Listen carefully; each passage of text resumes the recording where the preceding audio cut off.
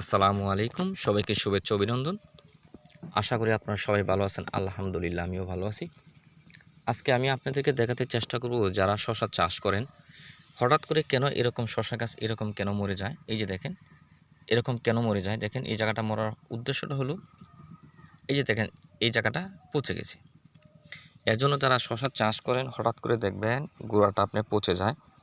যে এরকমভাবে দেখানোর চেষ্টা করতেছি আমি, এরকমভাবে এই গুঁড়িটা প্রথমে চিকন হয়ে যায়। এই যে দেখেন, এই যে এই জায়গায় মাটির একবারে মাটির বরাবর, এই যে দেখেন, এই জায়গায় পচে গেছে। এই পচে যাওয়ার পরে চারাগুলো নষ্ট হয়ে যায়। যাদের এই সমস্যাটা আছে, আপনারা যদি একটা কাজ করতে পারেন তাহলে কিন্তু এই সমস্যার হাত থেকে আপনার শশা গাছে রক্ষা করতে পারবেন। সেটা হলো রিডোমিল গোল।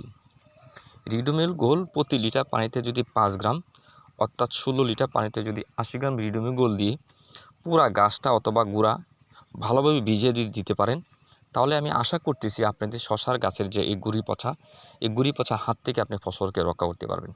তো ধন্যবাদ সবাইকে সাথে থাকার জন্য। আসসালামু আলাইকুম।